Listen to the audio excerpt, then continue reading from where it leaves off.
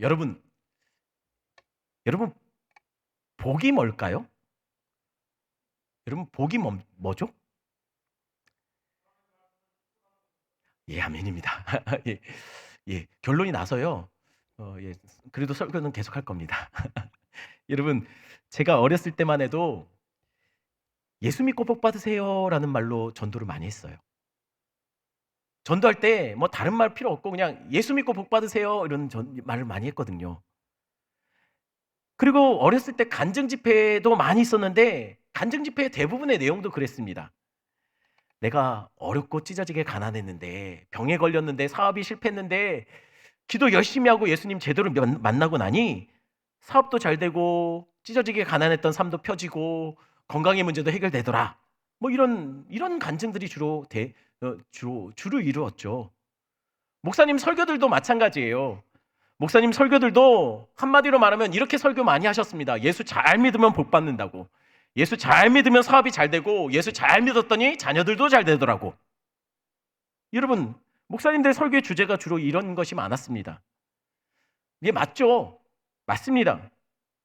그래서 당시에 많은 분들이 교회를 다니면 복 받는 줄 알고 그래서 복 받기 위해 교회를 다니시는 분이 많았어요. 저도 예수 믿으면 복 받는 것으로 알고 있었습니다.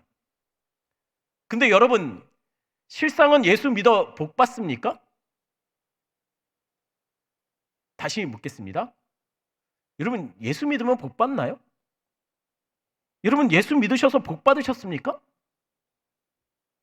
목사가 왜 나쁜 쪽으로 설득을 하나라고 생각하실 텐데요. 저는 이미 말씀드렸던 것처럼 제가 예수님을 처음 믿게 된 것은요. 저희 아버님이 사업을 완전히 진짜 쫄딱 망하셔서 도망치듯이 이사를 막 다니는데 막 여기저기 막 다니다가 제가 이사했던 곳 중에 한 곳이 어디였냐면 제 모교회가 있는 새들어 있는 상가 건물 바로 위층에 그 교회 바로 위층에 저희가 이사하면서 그러면서 교회를 다니게 되었어요. 그러니 저의 신앙의 시작은 한참 집안이 어려울 때 그때부터 시작된 거예요. 한참 어려울 때 제가 예수님을 믿게 되었는데 제가 예수님을 믿게 되었으니까 저희 집이 좀 나아졌을까요? 아니요. 더 안 좋아졌어요. 제가 그리고 더 조금 커서 중고등학교가 되었을 때, 학생이 되었을 때 저는 교회에서 매주 철야했던 것 같아요. 철야 기도를 매주 했던 것 같아요. 그리고 교회의 많은 부분들을 섬기고 학생 리더가 됐습니다. 이렇게 섬겼더니 이렇게 어렸을 때부터 귀하게 섬겼더니 아니 글쎄 집이 나아져야 되는데 더 어려워졌어요. 대학교에 가서 선교회에 들어가서 훈련받고 전도하고 또 신학을 결정하고 목회자의 길을 걷게 되고 자비랑 선교사 훈련도 가고 이렇게 헌신하고 봉사했습니다. 그랬더니 집이요 더 안 좋아져서 이제는 식구들이 전부 뿔뿔이 흩어져서 살 수밖에 없었어요. 전 예수 믿어도 이상하게 일이 잘 안 되더라고요. 전 목회를 더 잘할 수 있게 더 준비된 모습으로 살기 위해 그래서 유학을 떠났습니다. 근데 그 과정 속에서 제가 유학 자금이라고 생각했던 전세 자금이 다 날아갔어요. 사기를 당했어요. 물론 제가 사기당한 건 아니지만 사기를 당해서 없어졌어요. 계획했던 일은 어그러지고 하는 일마다 꼬였습니다. 저에게 믿는 구석은 늘 제 발등을 찍었어요. 그러니 묻겠습니다. 여러분 예수 믿으면 복 받는 거 맞습니까? 정말 예수 믿으면 여러분 복 받으셨나요? 만약 이 질문을 우리가 그동안 몇 주 동안 이삭을 살펴봤지 않습니까? 한번 이삭에게 똑같이 하면 어떨까요? 이삭, 당신은 예수 믿어 복 받으셨나요? 당신은 하나님 믿은 거 후회한 적이 없습니까? 그럼 이삭은 뭐라고 대답할까요? 우리가 몇 주 동안 이삭이 기근을 피해 애굽으로 내려가다가 그랄 땅에 멈추었던 이야기를 같이 살펴봤어요. 근데 왜 이삭이 애굽으로 가다가 갑자기 그랄에 멈췄을까요? 창세기 26장 3절에는 이렇게 말합니다. 우리 같이 보겠습니다. 같이 읽습니다. 이 이 땅에 땅에 거류하면 거류하면 내가 너와 함께 있어 내게 복을 주고 내가 이 모든 땅을 너와 내 자손에게 주리라. 내가 내 아버지 아브라함에게 맹세한 맹세한 것을 것을 이루어. 이루어. 왜 그랄에 머물렀습니까, 이삭이? 하나님이 머물라고 했어요. 그냥 머물라고만 한 게 아닙니다. 머물면 복 주신다고 했습니다. 그래서 하나님 믿고 그 그랄 땅에 머물렀던 거예요. 그러면 그랄 땅에 머물렀으니 이삭은 복 받았습니까? 네, 처음엔 그런 것 같아요. 지난주에 우리 같이 살펴봤던 것처럼 흉년의 때인데도 불구하고 100배의 소출이 들어왔습니다. 그리고 종들이 많아졌대요. 소유가 많아졌어요. 거부가 되었습니다. 그래서 아무리 봐도 이것은 이삭이 약속대로 복을 받은 게 맞지요. 그런데 문제는요, 여러분, 종종 우리가 생각하는 복이 우리를 배신할 때가 있어요. 여러분, 분명히 잘된 일인데 그것이 우리를 어렵게 만들 때가 있더라는 것이에요. 제가 중고등학생 때 크리스마스 전날이 되면 저희 교회는 밤새 온라인을 하면서 학생들이 선물 교환을 했습니다. 선물 교환하는 방식은 여러분들 아실 거예요. 뭐 교회마다 조금씩 다르겠지만 저희 교회는 그렇게 했습니다. 선물을 다 모아놓고 한 명씩 나와서 표를 뽑아요. 그럼 번호에 해당되는 그 선물을 갖게 되는 것이죠. 그런데 하루는 한 번은요, 아주 선물들 사이에서 굉장히 크고 고급진 포장지로 포장되어 있는 큰 박스가 하나 있었습니다. 그 박스를 누가 갖고 왔냐면 저희 교회에서 아주 조신하기로 유명한 한 여자 선배가 갖고 왔어요. 그러니 다들 무슨 마음이 들었겠습니까? 저거다. 그런데 표를 하나씩 뽑는데, 번호를 뽑는데 제 선배 중에 한 명이 그 번호를 뽑은 거예요. 뽑자마자 그 선배는 너무 좋아했고요. 그 모습을 보는 우리는 너무 아쉬웠습니다. 왜냐하면 저희한테 기회가 사라졌기 때문이죠. 그래서 나와서 그 선배가 포장지를 뜯기 시작했어요. 원래 앞에서 바로 뜯거든요. 뜯는데 그 큰 박스 안에서 갑자기 하나가 나오는데 신문지 구겨놓은 게 하나씩 나오기 시작해요. 그래서 밑바닥에 뭐가 있겠지 생각해서 막 신문지를 날리는데 밑에 잘 봉지로 싸져 있는 쓰레기가 있었어요. 어떤 거에는 또 잘 포장돼서 뜯어봤더니 번개탄이 나오기도 했습니다. 대박 선물인 줄 알았는데 포장지를 열어보니 그 안이 형편없는 것이 들어있더라는 거예요. 이삭은 대박 났습니다. 그래서 복이라고 생각했어요. 근데 그 복이 현실에서 포장지를 벗겨내자 무슨 일이 벌어집니까? 그것이 거기서 나온 것이 이삭을 괴롭게 하더라는 거예요. 그 복 때문에 이삭은 사람들의 시기를 받기 시작합니다. 그 복 때문에 이삭은 그랄 땅에서 사람들에게 눈치 보여 결국은 쫓겨나듯이 그쪽에서 빠져나올 수밖에 없었어요. 그리고 척박한 땅에서 이리저리 돌아다닐 수밖에 없는 인생이 돼요. 그럼 이삭이 떠나 주었으니 모든 것은 다 끝나버렸을까요? 아니요. 그때부터가 시작이었어요. 그럴 사람들은 더 집요하게 이삭을 쫓아다니면서 괴롭게 했고 이삭이 파는 우물들마다 자기 거라고 주장하며 빼앗았고 이삭을 살 수 없게 못 살게 굴었다는 거예요. 억울했죠. 마음이 무너졌겠죠. 그러니 이삭에게 이삭, 그러니까 당신 정말 하나님 믿어서 정말 복 받으셨습니까? 정말 당신은 하나님을 믿었던 것을 후회한 적이 없습니까? 라고 묻는다면 그는 뭐라고 대답할까요? 그러면 이삭의 아들 야곱은 어떨까요? 여러분 사실 창세기 25장, 26장, 27장이 이렇게 보면은요 25장은 마지막 부분에 뭘로 끝나냐면 야곱과 에서가 죽 한 그릇 때문에 서로 장자권을 넘기는 문제로 다투는 장면이 나와요. 긴장감이 팽팽하죠. 근데 갑자기 이어지는 26장에서 뭐가 나옵니까? 이삭이 그랄 땅에 들어간 이야기가 갑자기 생뚱맞게 나와요. 사실 26장이 없으면 25장에서 바로 오늘 27장 이 영적인 장자의 축복을 받는 걸로 이어지면 자연스러워요. 근데 26장에 갑자기 끼어들었는데 이삭이 그랄 땅에 들어간 이야기는 사실 알고 보면은요 쌍둥이가 태어나기 전의 이야기입니다. 아니 25장의 쌍둥이가 서로 자기 그 장자권 뺏으려고 죽 한 그릇에 팔아 넘기고 있는데 갑자기 그 전 과거 이야기가 갑자기 나오더니 갑자기 다시 두 쌍둥이의 이야기가 나오고 있더라는 거예요. 이게 뭘까요? 이 26장은 사실 학자들은 그렇게 생각합니다. 아내를 누이라고 속이고 들어갔지 않습니까? 쌍둥이가 없었을 때였다는 거예요. 쌍둥이가 있었으면 누이라고 못 속이죠. 누가 봐도 자식 있는데. 그러니 그 전의 이야기인데 일부러 시간 순서를 바꿔놨다는 것은 뭡니까? 지금 일부러 뭔가 이것을 통해서 보여주려는 거예요. 뭘요? 지금 이삭이 그랄 땅에서 있었던 사건이 바로 야곱이 앞으로 가나안 땅에서 살아낼 이야기와 겹치고, 또한 이 글을 읽고 있는 이스라엘이 광야에서의 삶과 겹치고 있다는 것이에요. 자, 그러니 똑같은 것이 반복되고 있다는 것이죠. 이삭의 아들 야곱은 어떠냐라는 거예요.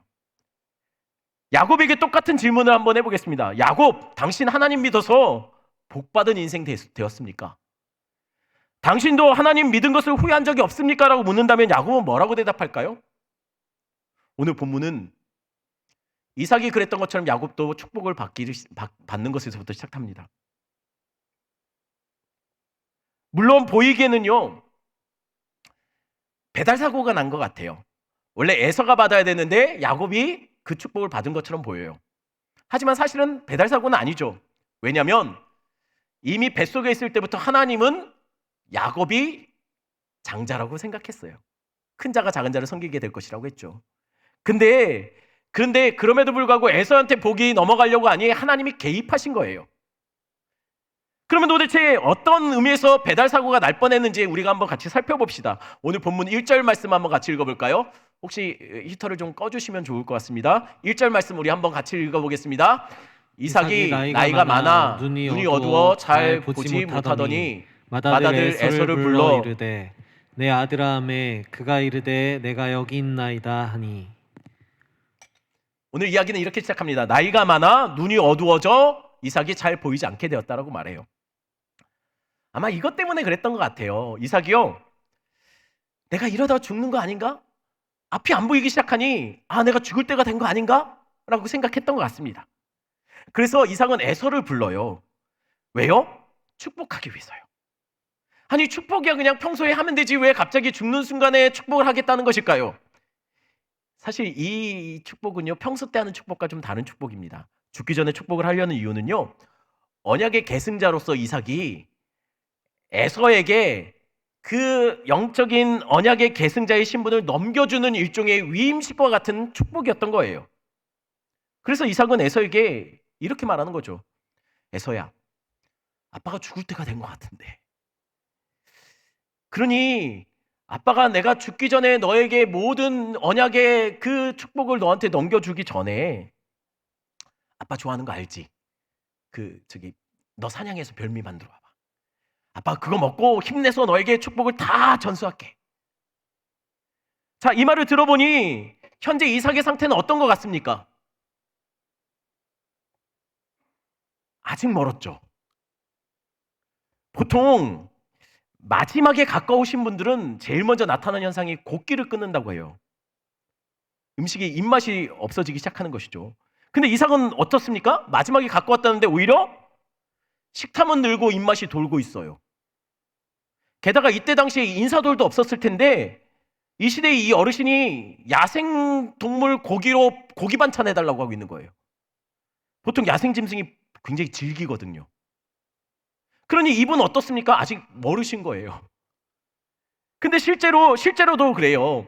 이때를 기준으로 이삭은 최소 50년, 길게는 80년까지 더 살았다고 추측합니다. 그러니 아마도 그래서 그랬던 것 같아요. 보니까 이삭이 죽을 때가 가까웠다고 이렇게 말하면서 유언을 남길 것 같이 얘기하는데 아무도 슬퍼하지 않아요. 아내도 안 슬퍼하고요, 에서도 안 슬퍼하고 야곱도 안 슬퍼합니다. 아직 멀쩡해 보이셨기 때문에 그랬겠죠. 그런데 어찌됐든 간에 이 말을 듣고 에서는 즉시 나가서 사냥을 하러 갑니다. 왜냐면 축복한다니까. 그런데 그때 이들의 대화를 엿들었던지 아니면 옆에서 관심 없이 듣는 척 했던지 했던 한 사람이 있습니다. 그가 누굽니까? 리브가예요. 아니, 그러면 리브가는 뭐 당당하게 같이 이야기해도 되는 이야기, 사실은 리브가도 들어야 될 이야기죠. 이게 문제가 될 건 아니죠. 하지만 사실은 리브가는 이 이야기를 들으면 안 되는 사람이었습니다. 아니, 왜 들으면 안 됩니까? 어머니인데. 아니 아내인데, 아니 유언 같은 말을 남기고 있는데 들어야죠.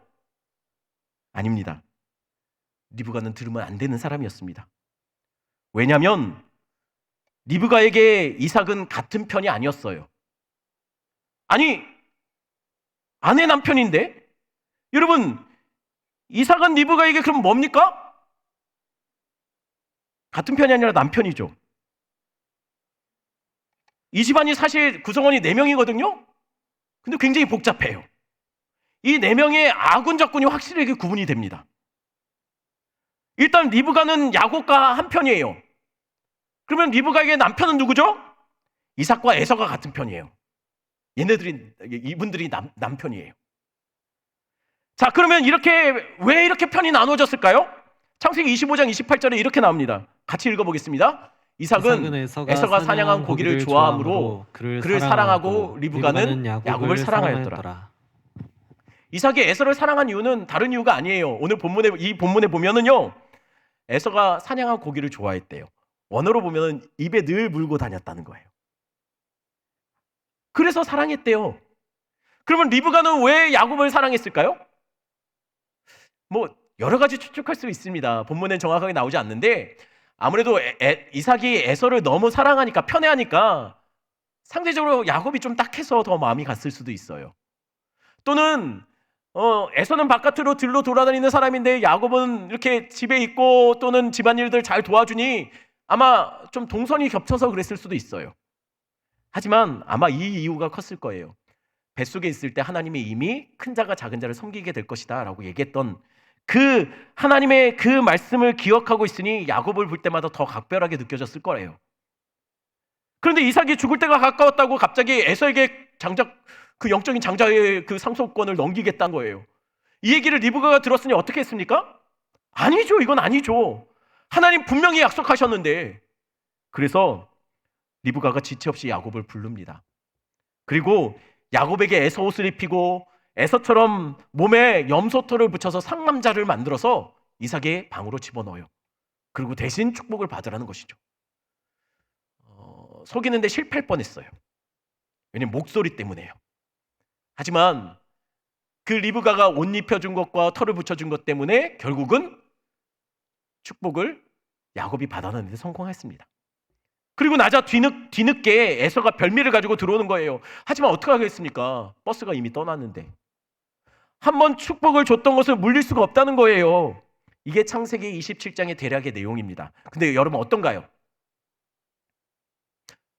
여러분 들으시면서 무슨 생각이 드셨나요? 저는 이런 생각이 들어요. 아니 이 축복이 뭐라고 이렇게, 아니 도대체 뭐길래 아내가 남편을 이렇게 속입니까? 아니 형제가 왜 다른 형제의 뒤통수를 칩니까? 왜 아들이 아버지를 이렇게 우스꽝스럽게 만드는 것이죠? 축복이 뭐라고? 당시 사람들에게 이게 굉장히 중요했다는 얘기입니다.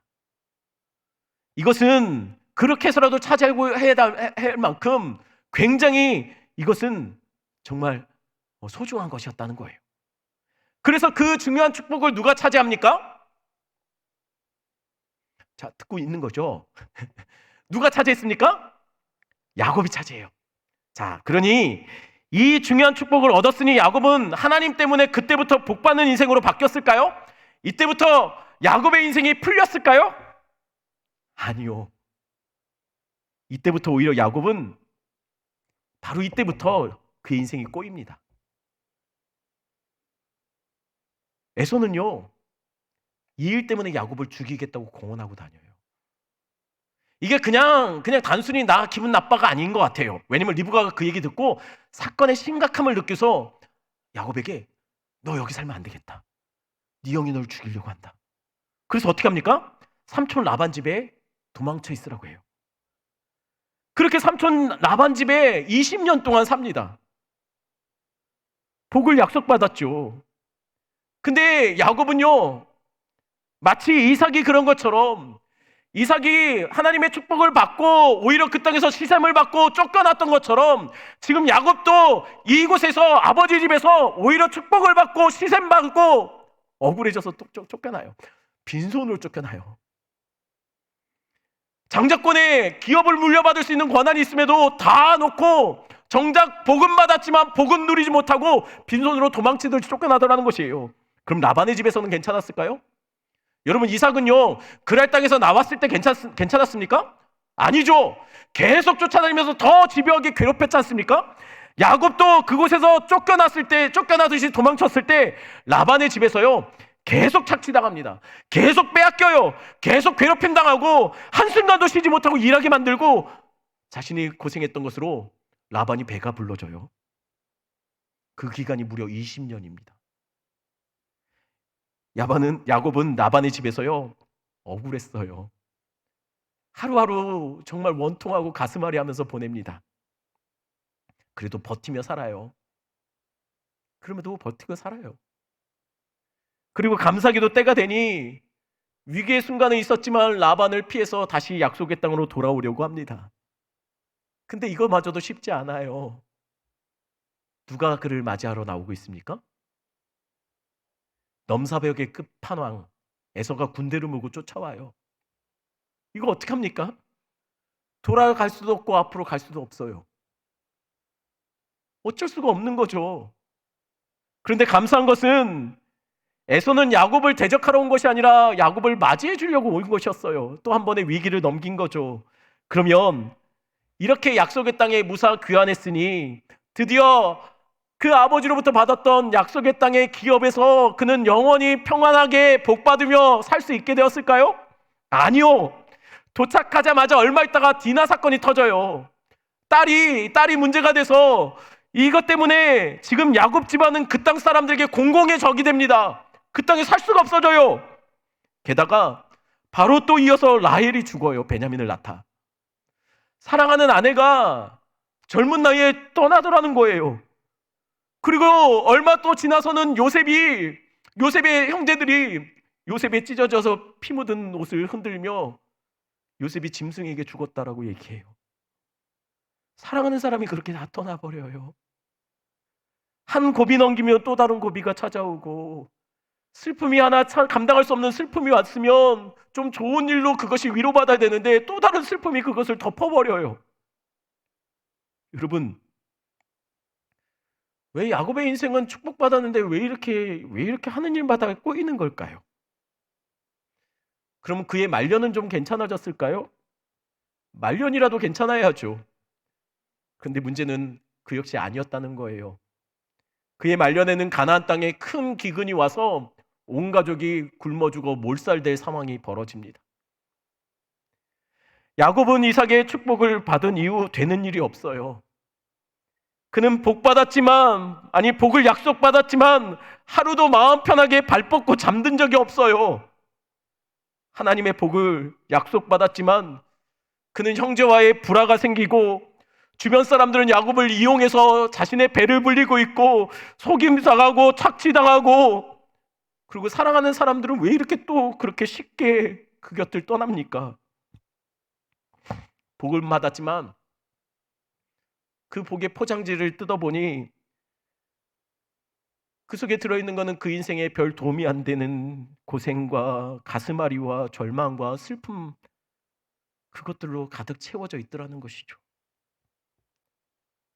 그래서요 야곱은 후에 어쩔 수 없이 기근 때문에 애굽으로 내려가 바로 앞에 서게 됩니다. 그리고 바로 앞에서 그의 인생을 이렇게 요약해서 고백하고 있어요. 창세기 47장 9절 말씀 같이 있습니다. 야곱이 바로에게 아뢰되 내 나그네 길의 세월이 130년이니이다. 내 나이가 얼마 못되니 우리 조상의 나그네 길의 연주에 미치지 못하나 험악한 세월을 보내었나이다 하고. 야곱이 자기의 인생을요 책 한 권이라도 썼겠죠. 그런데 딱 한 구절로 이렇게 말합니다. 나그네 인생 130년. 그리고 그 130년 동안 자신은 험악한 세월을 보냈다고 고백해요. 하루하루가 고난이었고 그냥 겹겹이 괴로움과 슬픔들이 쌓여놓았던 그 인생길. 어디 하나 발붙일 수 없고 이곳저곳 밀려나고 쫓겨나고 떠돌아다니듯 살다 여기까지 흘러왔다라는 거예요. 그러니 다시 물어보고 싶어요. 야곱, 당신은 하나님 믿어서 복 받으셨나요? 정말 당신은 하나님 믿고 난 후 후회한 적이 없습니까? 하나님 믿어서 당신은 행복했습니까? 그는 뭐라고 대답할까요? 여러분들은 어떻습니까? 여러분들 예수님 믿어서 복 받으셨나요? 예수 믿어서 여러분 행복하셨습니까? 여러분 예수님 믿고 후회해 본 적이 없으십니까? 혹시 예수님 믿었는데 그때부터 가족들 안에 불화가 생기고 형제와 관계가 어려워진 분 있습니까? 예수 믿었는데 어느 날 건강의 문제가 찾아와요. 예수 믿어도 왜 우리의 삶은 이렇게 나아지지 않을까요? 기도해도 여기저기 예기치 못한 절망과 슬픔이 펑펑 터져요. 예수 믿어도 사랑하는 사람이 우리 주변을 떠나요. 재정이 어려워지고 사업은 실패합니다. 아니 오히려 예수 믿었기에 찾아오는 시련과 아픔과 절망들이 더 많아요. 억울해지고 속상해지고 빼앗기고 늘 당하고 늘 한 곳에 마음 편하게 살 수 없는 그런 인생이 되더라는 것이죠. 그럼에도 우리는 예수 믿고 복받은 자들이 맞습니까?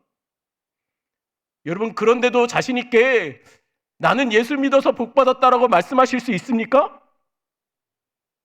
네, 맞습니다. 우리는 예수 믿어 복받은 자들이 맞습니다. 우리는 예수 때문에 억울해져도 복받은 자가 맞습니다. 우리는 예수 믿고도 여전히 실패하고 깊은 절망의 시간을 갖는다 할지라도 우리는 예수님 때문에 복받은 자들이 맞습니다. 왜냐면요, 성경의 복을 이렇게 말해요.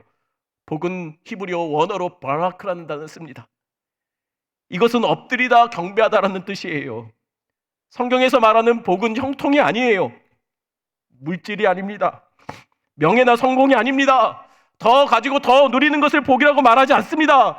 성경이 말하는 복은 우리 같은 죄인이 하나님 앞에 엎드리는 것이 복이라고 말하고 있어요. 예수 만난 것이 복입니다. 우리 같은 자들이 죄인임에도 불구하고 어떤 상황에서도 예배 자리를 지켜내는 것이 복이라는 거예요. 예배 자리에서 하나님이 만나주시는 자가 복받은 자입니다. 그래서 마태복음 5장에는 예수님은 대표적으로 8가지 팔복을 이야기하는데 그 복이 세상의 기준으로 보면 이해할 수 없는 것들로 채워져 있습니다. 그중 몇 가지 대표적인 것을 한번 보겠습니다. 3절 4절 말씀 한번 같이 보겠습니다. 3절 4절 같이 있습니다. 심령이 가난한 자는 복이 있나니 천국이 그들의 것임이요 애통하는 자는 복이 있나니 그들이 위로를 받을 것임이요. 예수님은 이렇게 말해요. 심령이 가난한 자는 복이 있나니 애통하는 자는 복이 있나니. 여러분 이게 복인가요? 여러분 애통하는 것이 복입니까? 심령이 가난해지는 것이 복입니까? 채워지는 것이 복이 아닌가요? 여러분 행복해지는 것이 복 아닌가요? 근데 예수님은 이렇게 말해요. 애통하는 것이 복이고 심령이 가난해지는 것이 복이래요. 심지어는 10절 11절에는 이렇게 말합니다. 의를 위하여 박해를 받는 자는 복이 있나니 천국이 그들의 것이며 나로 말미암아 너희를 욕하고 박해하고 거짓으로 너희를 거슬러 모든 악한 말을 할 때 너희에게 복이 있나니 라고 말하고 있어요. 아니 의를 위하여 박해받는 것이 왜 복입니까? 왜 착한 일을 하고 욕을 얻어먹습니까? 주님 때문에 욕먹고 박해받고 거짓으로 음해를 당하는 것이 복입니까? 근데 예수님은 복이라고 말하고 있어요. 이게 왜 복이죠? 제가 대학생 때 일입니다. 캠퍼스에서 후배들과 전도를 하는데 몇 명이 모여서 같이 기도하고 2-3명씩 짝을 이루어서 언제까지 이곳에 다시 모이자 약속하고 흩어져서 전도를 하기 시작했어요. 그런데 전도를 하는데 한 여자 후배가 시간이 다 되지도 않았는데 먼저 도착해서 앉아 있는 거예요. 근데 그 표정이 별로 안 좋았습니다. 그래서 뭔가 이야기를 좀 들어봐야겠다 싶어서 옆에 앉아서 왜 그러냐고 물어봤어요. 근데 이 친구가 이야기를 하기 시작하는데 자기가 전도를 하는데 아는 사람을 만났대요. 그래서 붙잡고서 전도를 했답니다. 근데 그 아는 친구가 자기한테 계속 전도를 할 때마다 그렇게 반응하더래요. 어머, 그래? 와, 좋겠다. 넌 좋겠다. 여러분 이게 좋은 겁니까? 지금 비아냥거리는 거예요. 그것을 참고 계속 하다가 나중에는 그냥 뛰쳐나왔대요. 마음이 많이 상한 거죠. 저한테 이야기를 하다가 결국 이 자매는 울음을 터뜨렸습니다. 그렇게 한참 울더니 어느 정도 진정이 되자 고개를 들고 저한테 이런 말을 하기 시작했어요. 순장님, 그런데 마음은 너무 속상한데 또 이게 뭐라고 설명할지 모르겠는데 또 왜 이렇게 마음 한쪽에서는 이렇게 기쁨이 있죠? 제가 왜 그럴까? 물었습니다. 그러자 그 후배가 이렇게 울다 보니까 그런 생각이 들더래요. 내가 복음을 들을 때 비웃는 자가 아니라 내가 복음을 전하면서 비웃음거리가 되는 게 감사한 것 같아요. 내가 예수를 몰라서 예수를 조롱하는 자가 아니라 내가 예수를 알아서 차라리 조롱당하는 것이 내게 은혜인 것 같아요. 내가 저 자가 된 게 아니라 내가 이 위치에 된 것이 감사하더라는 거예요. 그래서 눈에는 눈물이 그렁그렁한데 표정은 웃고 있는 거예요. 울다가 웃으면 안 되는데. 여러분, 마태복음 5장이 분명히 이렇게 말해요. 심령이 가난한 자도, 애통하는 자도, 의를 위하여 박해를 받는 자도, 예수 때문에 욕먹고 억울해지는 자도, 음해를 당하는 자도 복이 있다라고 얘기합니다. 왜요? 그들에게 천국을 주실 분이 계시기 때문이죠. 그들을 위로해 주실 분이 있기 때문이에요. 그들을 채워주실 분이 있기 때문입니다. 그래서 그분이 12절에 이렇게 약속하고 있는 거예요. 12절 말씀 같이 있습니다. 기뻐하고 알아 하늘에서 너희의 상이 큼이라 너희 전에 있던 선지자들도 이같이 박해하였느니라. 맞습니다. 이 땅에서 성도이기에 억울해져도 빼앗겨도 복이 있는 이유가 무엇입니까? 이 땅에서의 삶이 끝이 아니라는 것이에요. 우리의 고난을, 우리의 억울함을 복으로 바꿔내시는 분이 있기 때문입니다. 이삭은 복을 약속받았음에도 불구하고 계속 쫓겨다니고 계속 빼앗겨요. 계속 억울해집니다. 그런데 그러다가 결국 그가 도착한 곳이 어디입니까? 우리가 지난주에 같이 봤던 것처럼 싸움이 사라지는 곳, 르호봇에 그는 도달해요. 야곱도 늘 당하고 쫓겨다니고 빼앗기고 억울해져도 결국은 하나님이 지켜주시더니 그가 죽을 고비를 넘기다가 도착한 곳이 어디입니까? 더 이상 치열하게 살지 않아도 되는 곳, 넓고 기름진 땅, 싸움이 그친 땅, 애굽을 먹여 살리는 땅이라는 별명을 갖고 있는 고센 땅에 도착해요. 아마 모세는 이 글을 적으면서 광야의 이스라엘 백성들에게 말하고자 하는 것이 있었을 겁니다. 그게 뭡니까? 광야의 이스라엘 백성들도 애굽에서 하나님의 약속, 복을 약속받고 적과 꿀이 흐르는 땅에 가겠다고 해서 나왔어요. 근데 나오니까 어떻게 됩니까? 바로 꽃길이었습니까? 아니요, 광야였어요. 너무 힘든 삶을 살아요. 대적들을 만납니다. 그래도 하나님은 그들을 지켜주시며 마치 이삭처럼 가는 곳마다 생수를 터뜨려 주세요. 만나를 내려주세요. 그래도 힘들죠. 그런 힘들어하고 있는 예상치 못했던 어려움, 당장 복 받을 줄 알았는데 복이 아니었던 광야의 삶을 거하고 있는 이스라엘에게 지금 모세는 그렇게 말하는 거예요. 좀만 참아라. 우리는 르호봇에 고생과 같은 곳에 하나님이 주시기로 약속한 적과 꿀의 흐르는 땅에 도달하게 될 것이다 라는 거예요. 그러니 우리는 다시 첫 질문으로 돌아가겠습니다. 여러분, 예수 믿어 복 받으셨습니까? 예수 믿고도 우린 늘 실패하고 예기치 못한 절망을 경험하기도 되죠. 그래도 예수 믿으면 복 받는 거 맞습니까? 네, 맞습니다. 예수 믿으면 복 받는 것이 아니라 예수 믿는 것이 복 받은 거예요. 우리 같은 자들이 예배자로 그 앞에 설 수 있고, 우리 같은 자격 없는 자들이 감히 하나님 앞에 하나님을 아버지라고 부를 수 있는 것, 우리 같은 자들이 이곳에 모여서 함께 예배드릴 수 있는 것이 복이에요. 나 같은 죄인도 그의 자녀 삼아주시고 성도라 불러주신 것이 우리에게 은혜고 복이라는 거죠. 그러니 다시 묻겠습니다. 여러분들, 예수 믿은 거 후회한 적 없습니까? 예수 믿은 거 흔들린 적 없습니까? 왜 없겠습니까? 저도 솔직히 말하면요, 한 번은 너무 힘들어서 하나님 앞에 이렇게 기도한 적이 있어요. 하나님 왜 날 부르셨나요? 아니 그냥 놔두시지 왜 부르셨습니까? 목회자의 길을 걸으면서도 힘들 때는 하나님 왜 나에게 사명 주십니까? 그냥 놔두지. 그냥 교회만 열심히 다니게 놔두지. 힘들면 성도도 흔들리죠. 광야의 이스라엘 백성들도 힘드니까 자꾸만 애굽이 그립고 생각이 나고 후회가 됐습니다. 성도도 그렇죠. 근데 이 말씀을 준비하면서 그런 생각이 드는 거예요. 이 질문을 똑같이 예수님께 하면 어떨까? 예수님, 저를 선택하신 거 후회하신 적 있습니까? 예수님, 저를 부르셔서 자녀 삼으셔서 기쁘셨습니까? 그때 제 마음속에 하나님이 이렇게 답하시는 것 같아. 재현아, 난 너가 내 백성이어서 너무 기쁘고 난 한 번도 너를 선택한 것을 후회한 적이 없어. 태초부터 너를 선택하여 부른 것에 난 한 번도 흔들린 적이 없어. 혹여나 이 땅을 살아가는 사람 중에 하나님의 구원이 필요하고 아무도 누구도 나를 모른다 해도 오직 너만이 나를 찾는다 할지라도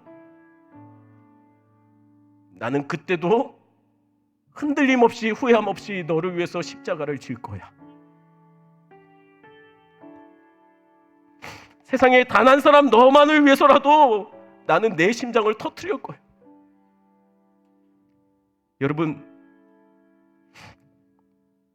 그래서 성도들은 복받은 자들입니다. 주님 같은 분이 어디 있습니까? 그런 예수 만난 것이 복이고 은혜입니다. 주보에는 제가 다른 찬양을 넣었는데 이 시간 같이 이 세상은 내 집 아니네 이 찬양 같이 했으면 좋겠습니다. 죄 많은 이 세상은 내